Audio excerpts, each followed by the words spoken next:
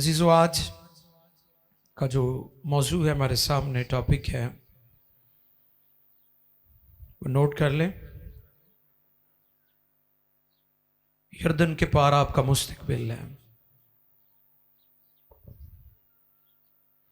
यर्दन के पार आपका मुस्तकबिल है। सिर्फ भाई शाहिद ने मुझे रिस्पॉन्स किया है, थैंक यू शाहिद साहब। बाकी भी बता सकते हैं क्या मौजू है आज? आपका मुस्तकबिल है, ये आज का टॉपिक है।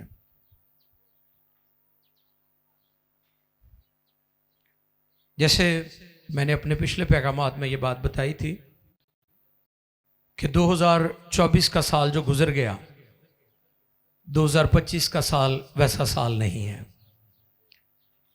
खुदा ने मूसा की मार्फत बनी इस्राएल को यह पैगाम दिया था कि मुल्क मिस्र जिसमें से तुम निकल आए हो और मुल्क कनान जहां तुम जा रहे हो, वो मुल्क मिस्र जैसा नहीं है।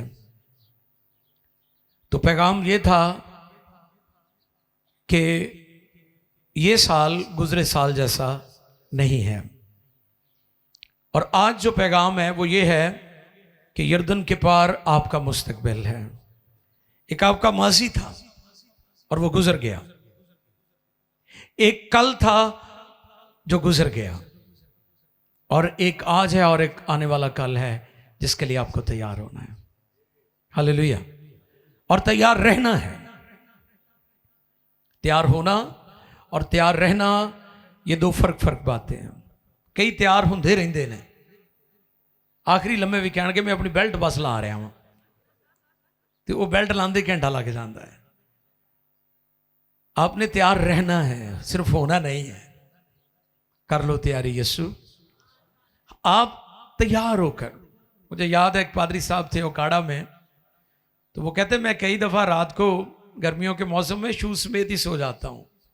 मैं क्या ऐसे की मिस्ट्री ये कहते किसी टाइम भी कॉल आ जाती है दुआ ली, फिर जुत्ती पाने टाइम ना लग जाए।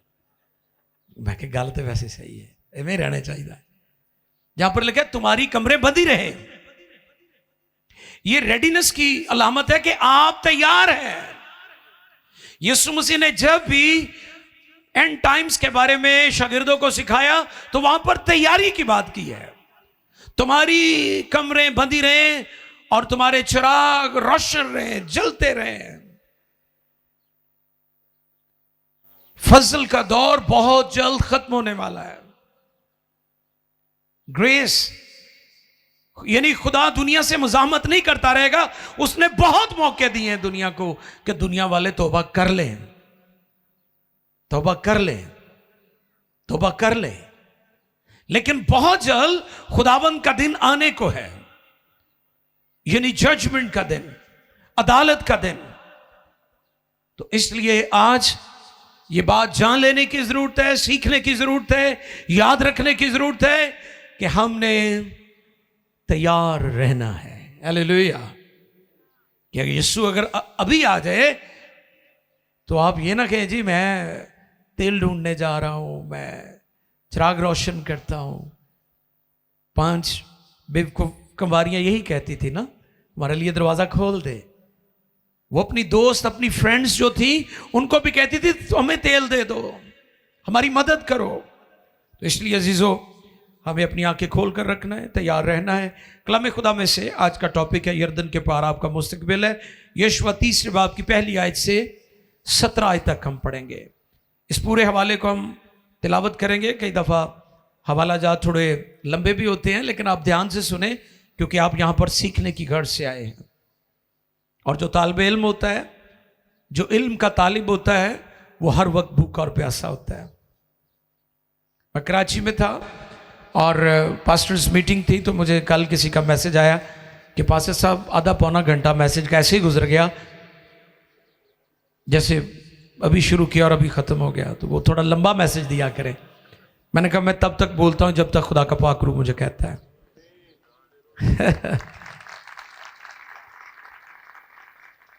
मैंने कहा मैं तितली मैसेज नहीं देता। तितली भला की कर देंगी, कभी उड़ के किसे फुल तो कभी उड़ के किसे पहुंचे।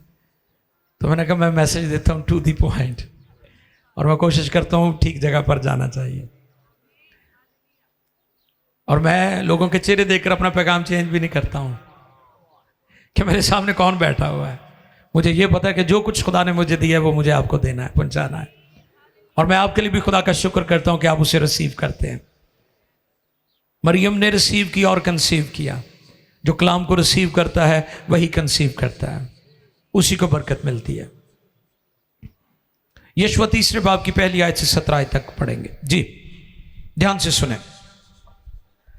खुदा के कलाम मुकद्दस में यूं रकम है, तब यशवा सुबह सवेरे उठा और वो और सब बनी इस्राएल शातीम से कूच करके यरदन में आए और पार उतरने से पहले वहीं टिके। और 3 दिन के बाद मनसबदार लश्कर के बीच से होकर गुजरे। और उन्होंने लोगों को हुक्म दिया कि जब तुम खुदावंद अपने खुदा के अहद के संदूक को देखो और काहीन और लावी उसे उठाए हुए हों, तो तुम अपनी जगह से उठकर उसके पीछे पीछे चलना। लेकिन तुम्हारे और उसके दरमियान पैमाइश करके करीब 2000 हाथ का फासला रहे। उसके नज़दीक न जाना, ताकि तुमको मालूम हो कि किस रास्ते तुमको चलना है, क्योंकि तुम अब तक इस राह से कभी नहीं गुजरे। और यशवा ने लोगों से कहा, तुम अपने आप को मुकद्दस करो, क्योंकि कल के दिन खुदावंद तुम्हारे दरमियान अजीबोगरीब काम करेगा। Praise God. फिर यशवा ने काहिनों से कहा कि तुम अहद के संदूक को लेकर लोगों के आगे आगे पार उतरो। चुनाचा वो अहद के संदूक को लेकर लोगों के आगे आगे चले। और खुदावंद ने यशवा से कहा, आज के दिन से मैं तुझे सब इस्राएलियों के सामने सरफराज करना शुरू करूँगा, ताकि वो जान ले कि जैसे मैं मूसा के साथ रहा वैसे ही तेरे साथ रहूँगा। और तू उन काहिनों को जो अहद के संदूक को उठाएं ये हुक्म देना कि जब तुम यरदन के पानी के किनारे पहुँचो तो यरदन में खड़े रहना। और यशवा ने बने इस्राएल से कहा कि पास आकर खुदावंद अपने खुदा की बातें सुनो। और यशवा कहने लगा कि तुम जान लोगे कि जिंदा खुदा तुम्हारे दरमियान है, और वही ज़रूर कनानियों और हथियों और हवैयों और फिरजियों और जरजासियों और अमूरियों और यबूसियों को तुम्हारे आगे से दफा करेगा। देखो, सारी ज़मीन के मालिक के अहद का संदूक तुम्हारे आगे आगे यरदन में जाने को है। सो अब तुम हर कबीला पीछे एक आदमी के हिसाब से 12 आदमी इस्राएल के कबीलों में से चुन लो। और जब यरदन के पानी में उन काहिनों के पांव के तलवे टिक जाएंगे जो खुदावन यानी सारे मुल्क के मालिक के अहद का संदूक उठाते हैं, तो यरदन का पानी यानी वो पानी जो ऊपर से बहता हुआ नीचे आता है थम जाएगा और उसका ढेर लग जाएगा।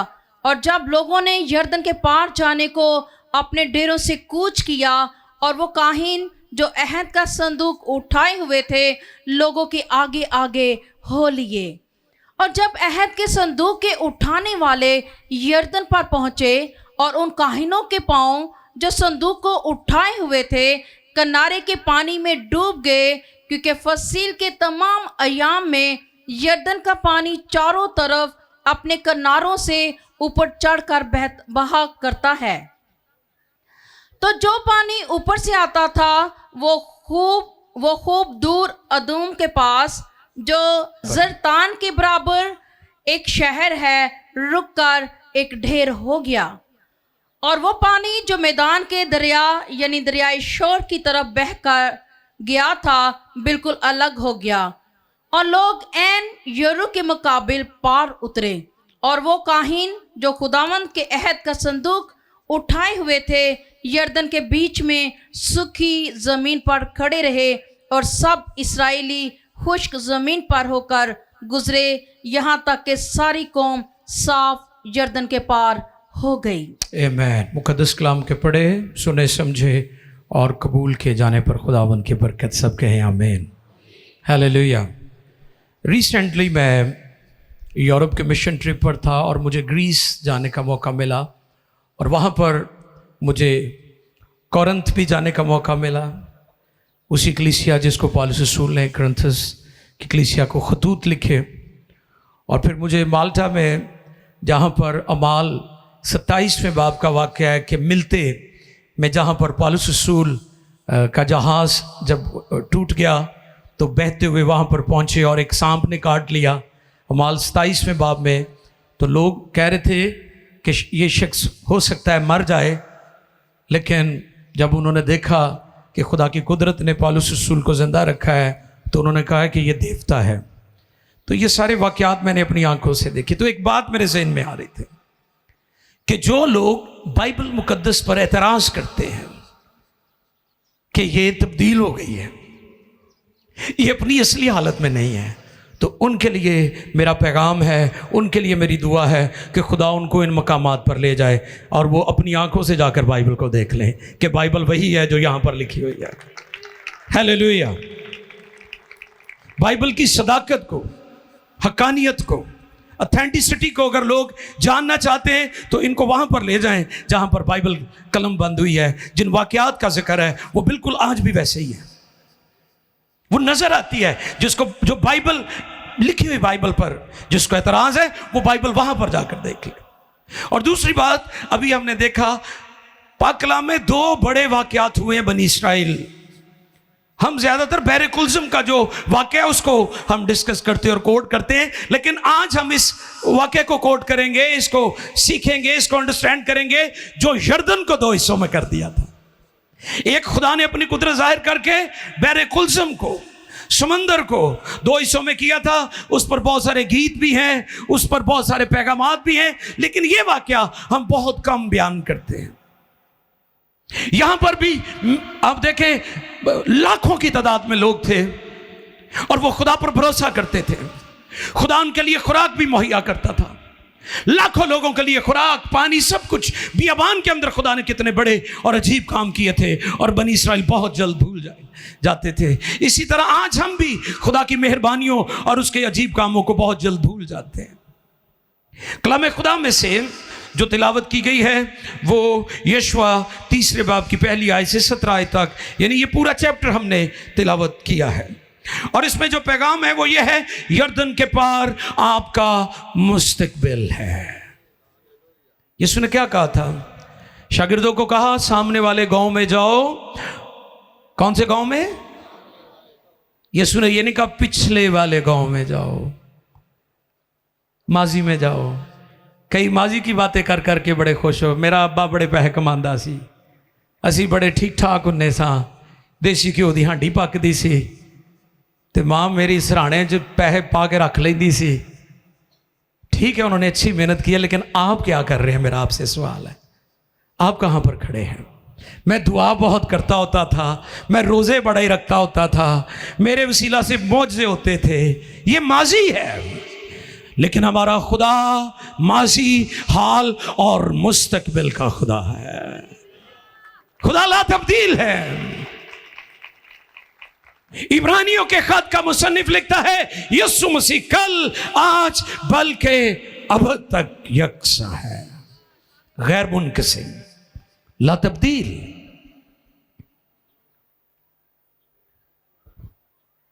बनी इस्राइल कहां पर पहुंचे? यशवा की क़यादत में यरदन के किनारे पर। जिस जगह पर वो खड़े हैं वो अपने पीछे देखते हैं तो उनका माजी है, लेकिन दरिया के दूसरे कोने पर उनका मुस्तकबिल है।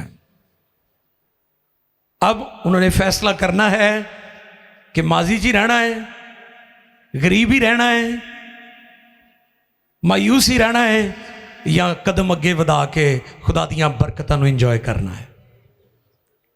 ये उन पर डिपेंड करता था और ये आप पर भी आज डिपेंड करता है कि आपने आगे क्या करना है। डंग टपान वाला काम ना करया करो कि चलो अज का दिन लंघ गया, कल दी खैर है। तो कई मसीह कहणगे असीं रोज़ दी मंगी है। हालांकि वो जो बात है ना, वो रूहानी आलम में बात हो रही है, वो इस रोटी की बात हो रही है। ताज़ा मन, कलाम। मुकद्दस मूसा वफात पा गए। यशवा की क़यादत में बनी इस्राएल यरदन के किनारे बैठे हैं। दरिया के पार वादे की सरजमीन है, दूसरी साइड पर यरदन के पार आपका मुस्तकबिल है। दरिया 1 मील चौड़ा था और जिस वक्त ये वहां पर पहुंचे हैं, एक आयत में उसका जिक्र भी आ रहा है। उसमें जिक्र ये आ रहा है 15वीं आयत का आखिरी हिस्सा, क्योंकि फसल के तमाम अयाम में यरदन का पानी चारों तरफ अपने किनारों से ऊपर चढ़कर बहा करता है। इल्हाम ने इसको कोट किया है कि जिस टाइम बनी इस्राएल यशवा की क़यादत में वहां पर पहुंचे हैं, तो उस वक्त पानी में तूग़यानी थी, यानी पानी रफ हुआ था। जब मैं माल्टा में था तो वहां पर हम कश्ती के ऊपर बैठकर, शिप के ऊपर बैठकर जाना चाह रहे थे पालूस रसूल के उस मकाम पर जहां पर कीड़े ने उनको काटा था, और वहां पर मलते में आकर उन्होंने इंजील की मुनादी की थी। तो वहां पर उन्होंने कहा कि पानी रफ है, समंदर रफ है, लिहाजा आप नहीं जा सकते, आप किसी दूसरी जगह से गाड़ी पर जाएं, पहाड़ से आपको पैदल जाना पड़ेगा, तो फिर आप उस मकाम तक पहुंच सकते हैं। तो यहां पर जो बात है वो ये है कि जिस वक्त वो वहां पर पहुंचे, वहां पर पानी पूरे जोरों शोर से था। हम कई दफा समझते हैं कि मेरे जो सामने हालात हैं ये ठीक नहीं है, और आपको पता कि खुदा अपने आप को किन हालात में जाहिर करता है? मुश्किल हालात में।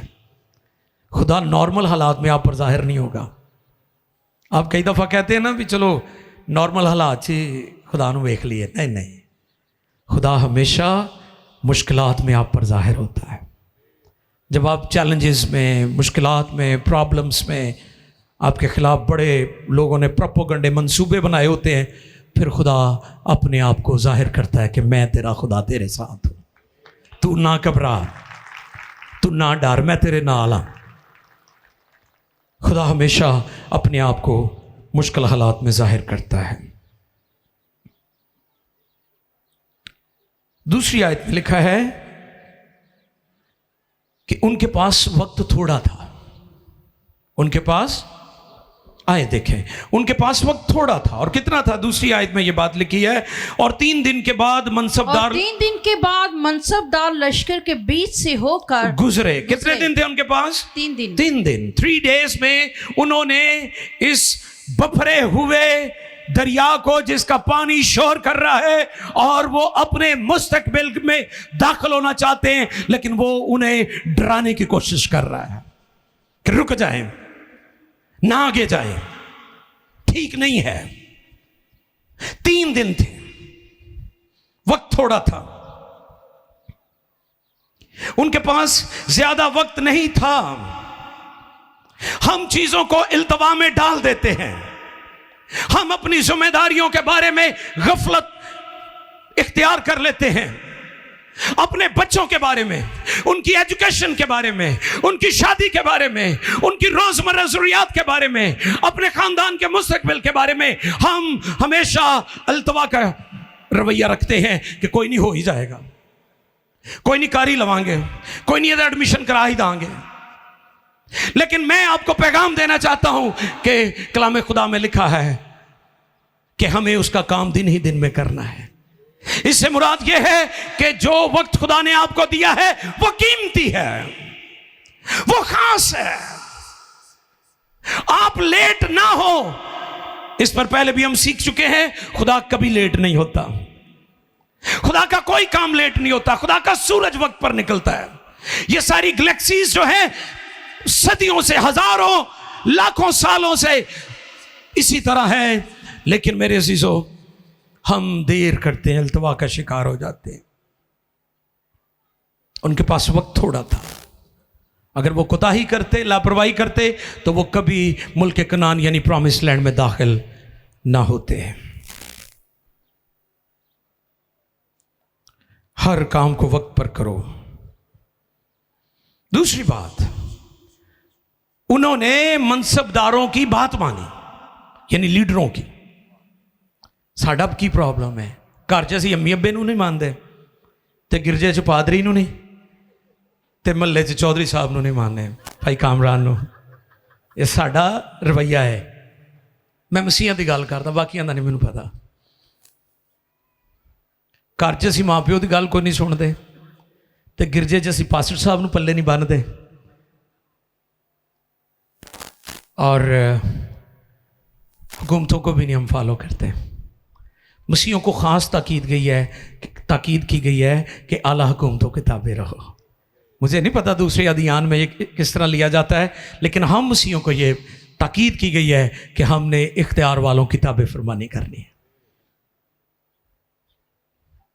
ये बहुत ज़रूरी है। उन्होंने क्या किया? मनसबदारों की बात मानी, अपने लीडर्स की बात मानी। बहुत ज़रूरी है, अपने लीडर्स को फॉलो करें। मूसा को बड़ा टफ टाइम दिया था इसी ग्रुप ने। मूसा, मुकद्दस मूसा, शरीयत के नबी, और नबियों की हिस्ट्री में, तारीख में या लिस्ट में उनका बहुत बुलंद मकाम और नाम है। इसी ग्रुप ने बहुत टफ टाइम दिया था उनको,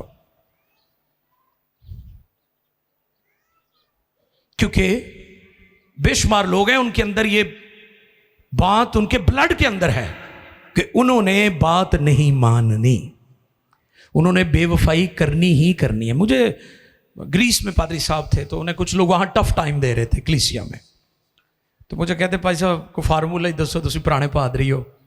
मैं कहा इन्ना भी पुराना नहीं मैं उन्हें बता रहा था भाई साहब को कि कई लोगों के ब्लड में बेवफाई होती है, उन्होंने कितों कड्डोगे तुम, खून के अंदर बेवफाई होती है। तो यहां पर उन्होंने मनसबदारों की बात मानी है, इसलिए पार भी लंघ गए ने। ते जड़ा गल नहीं ना मानता, पार भी कोई नहीं लंघदा, ये गुजर गए हैं, क्योंकि यरदन के पार आपका मुस्तकबिल है। गल याद रखनी नाल नाल, यरदन के पार आपका, लेकिन पीछे पीछे चले हैं वो। उन्होंने फुटस्टेप्स जो है उनको फॉलो किया है, उनके नक्शे कदम पर वो चले हैं। हम भी आज, कलीसिया को भी आज रसूलों के नक्शे कदम पर चलने की जरूरत है।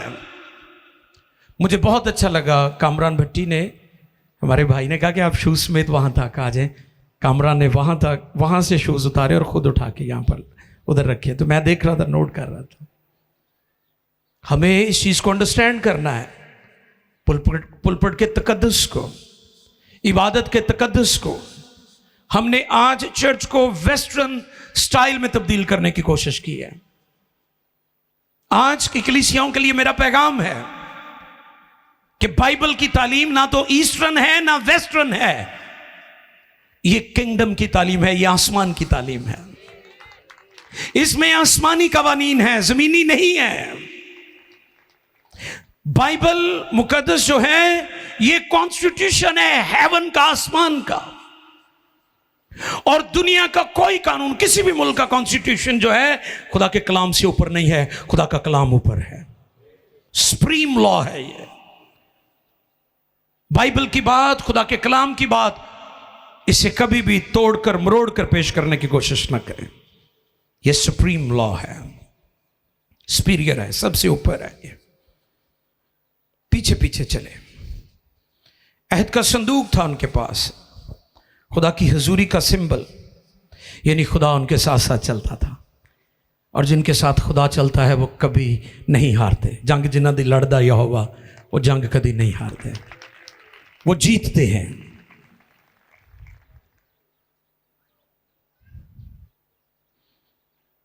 चौथी बात,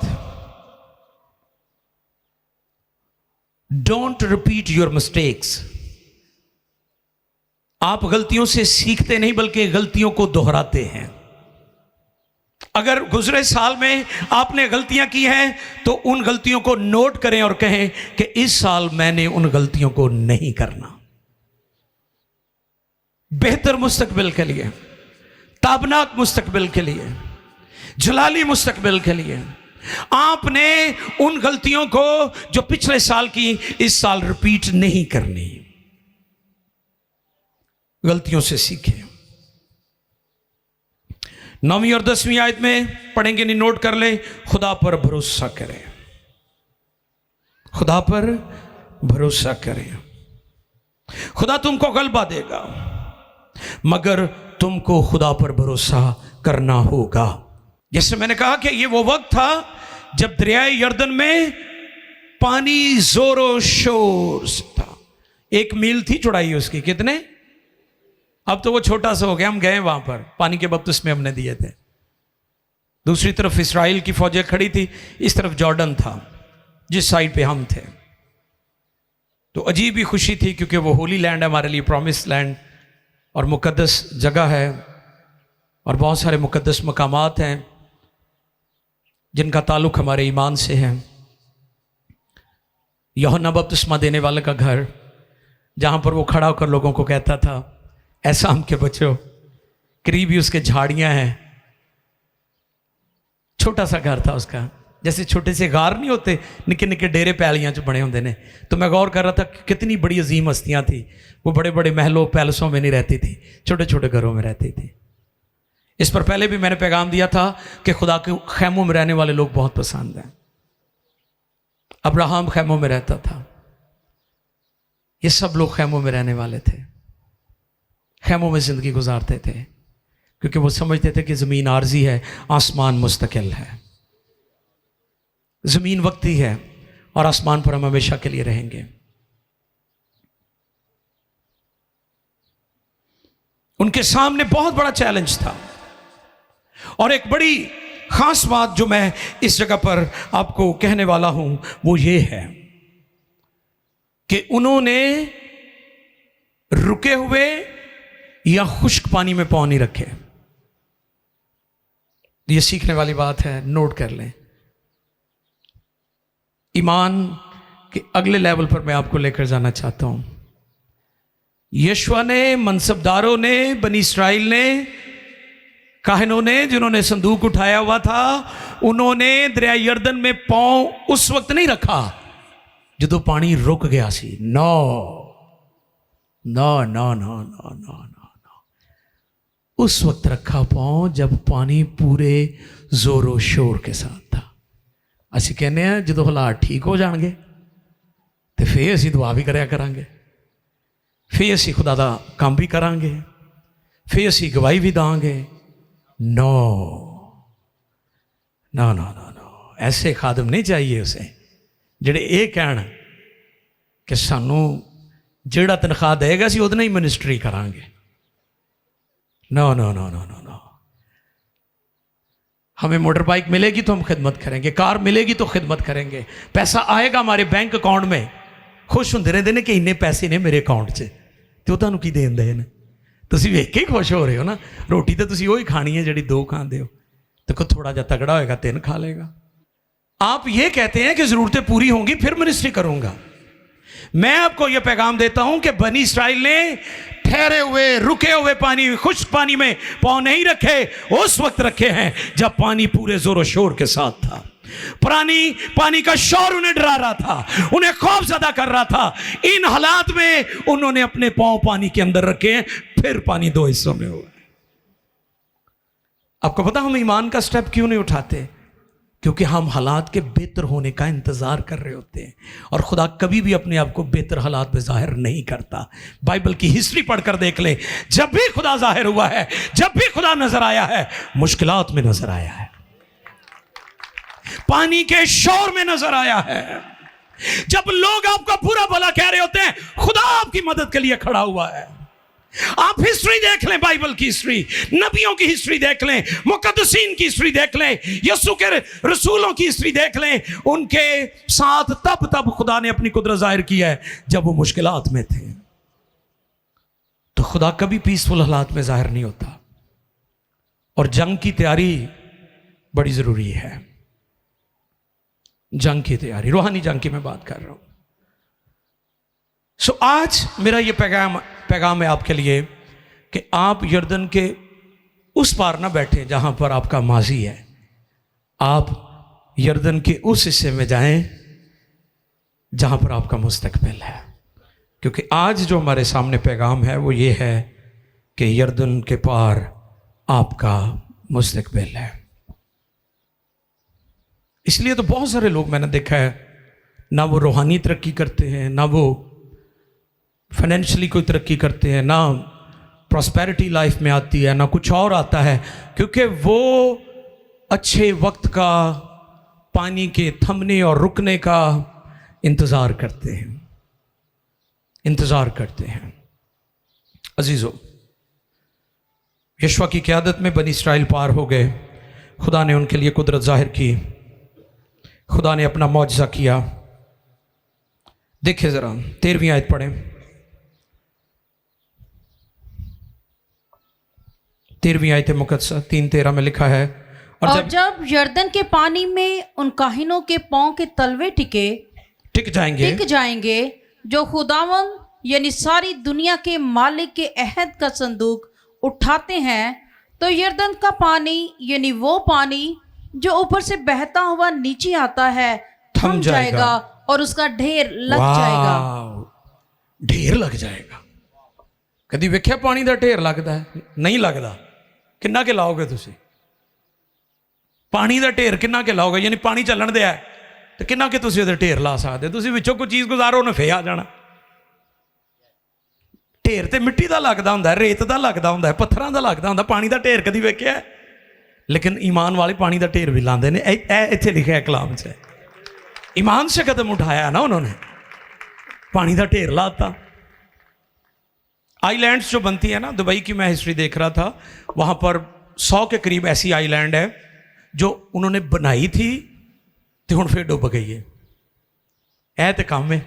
इंसान समझता है कि मैं बहुत कुछ, ठीक है, इंसान की कोशिशों को हम सलूट करते हैं, लेकिन सुन लीजिए, इंसान की कोशिश और उसके काम महदूद है, आर्जी है। लेकिन जब खुदा अपनी कुदरत जाहिर करता है तो सुपर नेचुरल काम होते हैं, हैरान कुन, अमेजिंग, बड़े बड़े काम होते हैं, अजीब काम होते हैं। तो वहां पर पानी का ढेर लग गया।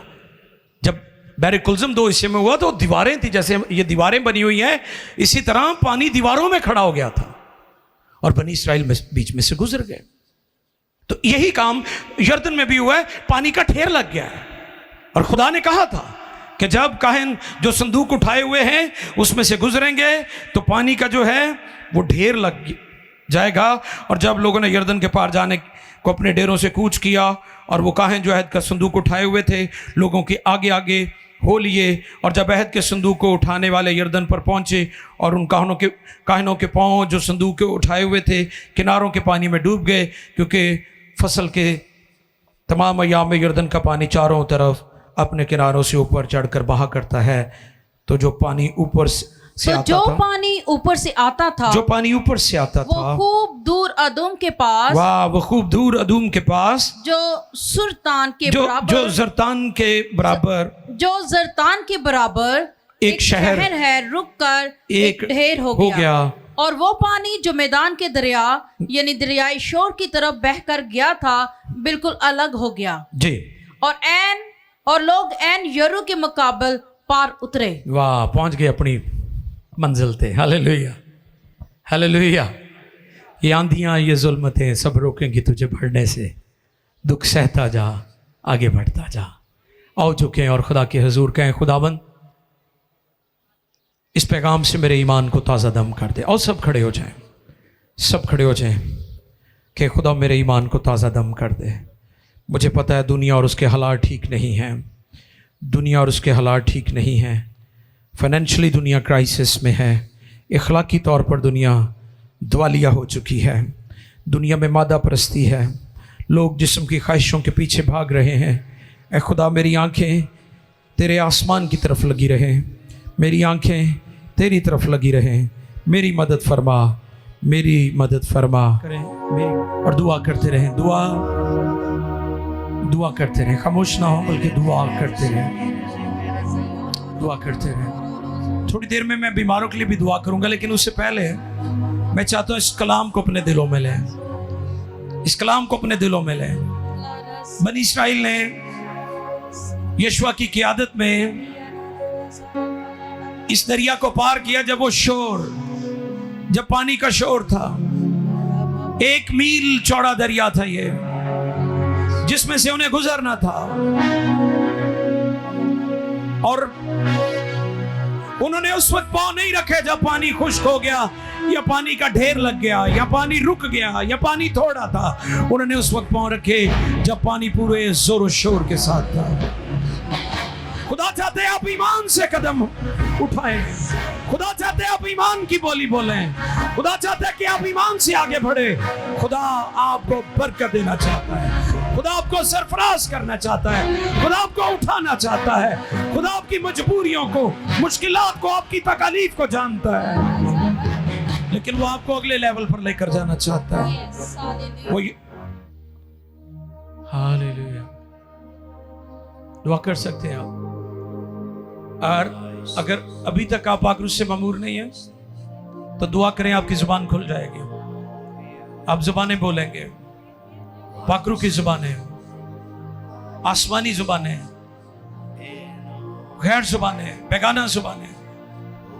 दुआ करो, दुआ करूं नासिल हो, दुआ करूं नासिल हो, दुआ करूं से भर जाओ यीशु के नाम में।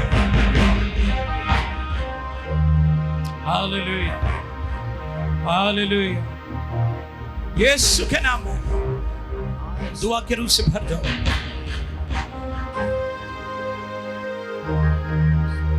ए बीमारियां छोड़ो, बदरूह निकलो, निकलो इन जिंदगियों, निकलो इन बदरों से।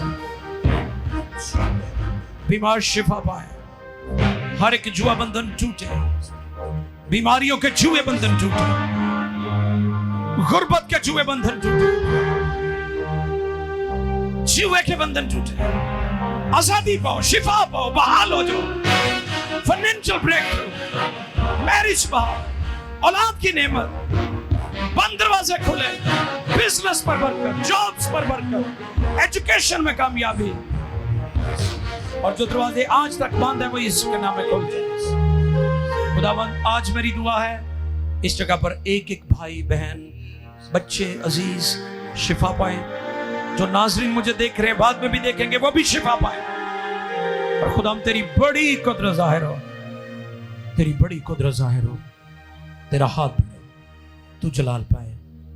PMI वर्शिप सेंटर पर, PMI टेलीविजन के सारे नाजरीन पर, जहां जहां से लोग हमें देख रहे हैं, तेरी कुव्वत और कुदरत से भरे हुए लौटे खुदा, और तेरा मसा और तेरी हजूरी ने आजाद करे। खुदा बरकत दे, बरकत दे, शिफा दे, बदनी शिफा, रूहानी ज़हनी शिफा, इमोशनल हीलिंग, कामयाबी, कामरानी। जो खिदमत में लोग हैं उनके लिए भी दुआ है खुदा। खुदावंद वो जाफिशानी करे, यीशु के नाम में रूहों को बचाए, गॉस्पल फैलती जाए, इंजील फैलती जाए, कलाम वुसअत पाता जाए, कलाम दुनिया कौमों को तब्दील करे। हालेलुया।